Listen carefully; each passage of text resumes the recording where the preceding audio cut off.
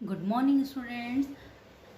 In last video, we have completed our lesson number first, respect all religions. I hope you have completed your copy and you have learned all the question answer and all the exercises. Then next lesson is don't be jealous. बेटा last year मैंने आप लोगों को पूछा था, last video में आपसे पूछा था कि हमें मोरल वैल्यूज़ क्यों पढ़ाई जाती है या हमें मोरल वैल्यू क्यों सीखना चाहिए. सो लास्ट टाइम आप समझ गए होंगे कि हमें मोरल वैल्यूज़ न केवल बुक से बल्कि हम कहीं से भी मोरल वैल्यूज़ जहाँ से हमें अच्छी बातें सीखने को मिलती है वहाँ से हम अच्छी बातें सीख सकते हैं. और आपको लास्ट टाइम मैंने ये भी बताया था कि जब भी हम कोई अच्छी चीज़ सीखते हैं तो वो आपको एक सक्सेस की साइड ले जाती है, आपको हैप्पी होने में हेल्प करती है, आपकी लाइफ को सक्सेसफुल बनाने में हेल्प करती है. Our next lesson is don't be jealous. अच्छा, इसमें आपको एक मोरल सैपलिंग्स पढ़ाया जाता है. मोरल सैपलिंग का मीनिंग होता है कि उससे आपको हम क्या सिखाना चाहते हैं. पिछले लेसन में हमने रिस्पेक्ट करना सीखा था कि हम सारे रिलीजन्स का, सारे पर्सन्स का रिस्पेक्ट करें. बट यहाँ पर आपको नेक्स्ट लेसन है डोंट बी जेलस. इसमें आपको जेलसी मीन्स जब किसी का कुछ अच्छा होता है और किसी को उसके लिए बुरा फील होता है कि उसे अच्छा नहीं लगता कि कोई उसको ज़्यादा नंबर कैसे आ गए, उसको इतने अच्छे कपड़े कैसे मिल गए, या वो इतना अमीर क्यों है, या वो इस तरह से कोई भी चीज़ होती है और दूसरे को जब वो चीज़ अच्छी नहीं लगती तो ये जो फीलिंग होती है that is called jealous. So jealous को बोला गया है कि वो सारी इविल्स मतलब सारी बुराइयों की एक मदर होती है. जो क्योंकि यदि जेलस आई तो उसके साथ साथ फिर आप कुछ ना कुछ गलत करना शुरू कर दोगे. तो आप और उसके बाद आपको एक और चीज़ भी बतानी है हमें कि जब कोई पर्सन इस तरह की फीलिंग अपने अंदर रखता है तो वो कभी भी हैप्पी नहीं रह सकता. क्यों? क्योंकि वो दूसरे को हैप्पी नहीं देख सकता. यदि हम दूसरे को हैप्पी नहीं देख सकते तो हम खुद भी हैप्पी नहीं रह सकते हैं. सो हमें यदि हैप्पी रहना है तो हमें जेलसी को नहीं अपनाना चाहिए. और यदि कोई ऐसा करता है तो उसे भी समझाना चाहिए कि जेलस जो है वो अच्छी चीज़ नहीं होती है. सो इसके लिए मैं आपको एक स्टोरी सुनाना चाहूँगी जो कि आपकी बुक में भी दी हुई है. बहुत इंटरेस्टिंग स्टोरी है, छोटी सी स्टोरी है. Then it is related to lord Krishna and a Brahmin and a poor person. एक पुअर विलेजर रहता है. विलेजर मीन्स आप विलेज में जो रहते हैं वो अधिकतर क्या करते हैं, फार्मर होते हैं. तो एक फार्मर रहता है, एक ब्राह्मण रहता है. तो दोनों ही नेबर्स रहते हैं. एक जो ब्राह्मण होता है वो बहुत रिच पीपल होता है और वो अपना सारा टाइम क्या करता है, पूरा टाइम जो है वो लॉर्ड कृष्णा या भगवान की भक्ति में व्यतीत करता है, स्पेंड करता है. फुल टाइम स्पेंड टू पूरा टाइम वो भगवान की भक्ति करता रहता है. और दूसरी चीज़ वो क्या है कि जो पुअर पर्सन रहता है, पुअर पर्सन जिसका नाम कि रामू होता है, वो क्या करता है, बस सुबह उठता है और गॉड का नाम लेता है और अपना पूरे दिन काम करता रहता है. He is not devotee to lord, but वो भगवान को याद जरूर करता है. अब इसी तरह से वो चलता रहता है. लेकिन ब्राह्मण को क्या लगता है कि I am a great worshipper, मैं बहुत बड़ा भक्त हूँ और भगवान मुझसे बहुत ज़्यादा प्रसन्न होंगे, मुझे बहुत पसंद करते हैं, इस तरह से उसे लगता है. देन इस तरह से चलता रहता है. वो बार बार उसको देख के चलता रहता है कि ये तो भगवान का नाम नहीं लेता है, ये तो मंदिर नहीं जाता है, ये तो गीता नहीं पढ़ता है. और जो ब्राह्मण होता है वो क्या करता है, दिन में 2 बार गीता का पाठ करता है, आरती करता है, पूजा करता है, सब कुछ करता है. और उसके बाद भी उसके मन में क्या रहता है, उसके मन में ये रहता है कि मेरा जो नेबर है वो इन सब में से कोई भी बात नहीं कर रहा है और तो वो एक अच्छा आदमी नहीं है. अब ये दोनों चीज़ें चलती रहती हैं, बहुत दिन हो जाते हैं. देन एक दिन ऐसा होता है कि जब ब्राह्मण सोया हुआ होता है तो उसे अपने ड्रीम में लॉर्ड कृष्णा दिखाई देते हैं। जब उसको लॉर्ड कृष्णा दिखाई देते हैं तो वो बहुत ज़्यादा खुश हो जाता है। क्यों खुश होता है? क्योंकि वो ये समझता था कि मैं बहुत बड़ा भक्त हूँ। तो बहुत बड़ा भक्त होने के कारण वो ये सोचता है कि मेरी भक्ति से प्रसन्न होकर या मुझे वरदान देने के लिए गॉड लॉर्ड कृष्णा आए हैं। जैसे ही लॉर्ड कृष्णा को वो प्रणाम करता है, देन उसके बाद वो उनसे लॉर्ड कृष्णा उससे बोलते हैं कि आप जो मेरी प्रेयर करते हो, भगवद गीता पढ़ते हो, आरती करते हो, पूजा करते हो और दिन भर मेरा नाम लेते हो, इन सब बातों से मैं क्या हो रहा हूँ, बहुत प्रसन्न हूँ, आपको अप्रिशिएट करता हूँ। तो आप कोई भी मुझसे बुन मतलब कोई भी एक वरदान मांग लो। लेकिन उसने लॉर्ड कृष्णा ने उनके सामने एक शर्त रख दी। शर्त क्या रख दी? कि आप जो कुछ भी मुझसे मांगोगे उससे डबल, यदि आप मुझसे कोई एक चीज़ मांगोगे तो 2 चीज़ आपके जो नेबर है रामू उसको मिलेगा। तो वो बड़ी सोच में पड़ जाता है। तो वो बोलता है कि मैं आपको ये चीज़ बाद में बताता हूँ कि मुझे क्या चाहिए। सोचता रहता है। एक बार उसके दिमाग में आता है कि मैं कुछ अच्छी चीज़ मांगता हूँ। जैसे वो सोचता है मैं गोल्ड मांगूँ, तो वो सोच रहा है कि मैं यदि एक 1 पॉट भर के, यदि 1 घड़ा भर के गोल्ड मांगूंगा तो मेरे नेबर को तो 2 घड़े मिल जाएंगे। यदि मैं बहुत सारी चीज़ें सोचता है वो, सोचते, लेकिन उसके मन में जो जेलसी रहती है तो वो कोई भी अच्छा काम करने से पीछे हटते जाता है। न वो कुछ घर मांग पाता है, और न कोई अच्छी चीज़ मांग पाता है, और एटलीस्ट वो एक डिसीज़न पर पहुंचता है। और क्या सोचता है कि मैं लॉर्ड कृष्णा से बोलता हूँ कि आप मेरी 1 आई, एक आँख को निकाल दीजिए। अब यहाँ पर उसका क्या पर्पस था? उसका ये पर्पस था कि लॉर्ड कृष्णा यदि मेरी एक आँख को बंद कर देंगे या उससे मुझे दिखाई देना बंद हो जाएगा तो मेरे जो नेबर है उसकी दोनों आँखें खराब हो जाएगी। और जब वो लॉर्ड कृष्णा को इस तरह से बोलता है तो लॉर्ड कृष्णा क्या करते हैं, उसको बोलते हैं एज यू विश, तुमने जो बोला वो होगा। बट नेक्स्ट डे जब वो सुबह उठता है तो वो क्या सोचता है कि अब तो मेरा जो नेबर है वो कम्प्लीटली ब्लाइंड हो चुका होगा, अंधा हो चुका होगा, एंड मेरी तो केवल एक आँख खराब हुई है बट मेरे नेबर की दोनों आँखें खराब हो चुकी है, जिससे कि अब वो बहुत परेशान होगा। और ये सब सोच के उसको खुशी हो रही थी।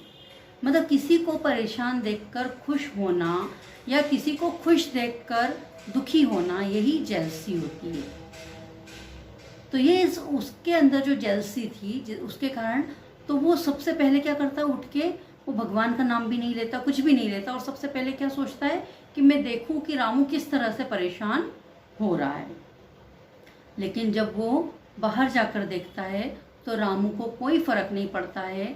जैसे कि वो पहले था वैसा ही उस दिन भी रहता है। वो अपना सुबह उठकर गॉड को प्रेयर करता है, देन अपने काम में लग जाता है। उसके बाद ब्राह्मण बड़ा परेशान हो जाता है। परेशान क्यों हो जाता है? क्योंकि वो ये सोचता है कि मैंने लॉर्ड कृष्णा से बोला था कि आप मेरी 1 आई ले लो, और उसका डबल उन्हें किसे देना चाहिए था, रामू को। बट लॉर्ड कृष्णा ने अपना प्रॉमिस नहीं रखा, अपनी बात को नहीं मानी। उन्होंने क्या किया, मेरी आँख तो ले ली लेकिन उसको ब्लाइंड नहीं किया। सो नेक्स्ट डे वो वापस लॉर्ड कृष्णा के पास जाता है और बहुत कंप्लेन करता है कि आपने ऐसा क्यों किया। जब वो इस तरह से परेशान होता रहता है और बार बार बोलता रहता है कि भगवान आपने मेरे साथ ऐसा क्यों किया, Lord Krishna why you don't keep your promise, इस तरह से बार बार बोलता है, तो लॉर्ड कृष्णा उसको दिखाई देते हैं और उससे बोलते हैं कि तुमने बहुत भक्ति की, प्रेयर की, गीता पाठ किया, जो कुछ किया सब कुछ बहुत अच्छा किया, और जिससे मैं बहुत प्रसन्न भी था, हैप्पी भी था, आपको अप्रिशिएट करने के लिए मैं आया भी था। लेकिन आपने क्या किया कि जब मैंने आपको बून बून मीन्स वरदान मांगने को बोला, तो आपने क्या बोला कि make me blind from of one eye, आप मुझे एक आंख से अंधा कर दो, जो कि एक बून नहीं है, जो कि एक वरदान नहीं है। और आपने ऐसा क्यों किया? क्योंकि इससे आपके जो नेबर है रामू, उसको नुकसान होने वाला था कि वो दोनों आँखों से अंधा होने वाला था, इसलिए आपने जो किया वो अच्छा नहीं था। लेकिन हम जब इसे दूसरी तरीके से देखें कि आपने एक आई खराब करने को बोला लेकिन एक आई अच्छी रखने को बोला, तो हमने आपकी दोनों बातों को देखा कि आपने एक खराब करने को बोला, एक अच्छा रखने को बोला। तो अच्छा रखने को बोला दैट इज कॉल्ड वरदान, एंड जो खराब करने को बोला दैट इज कॉल्ड कर्स, श्राप।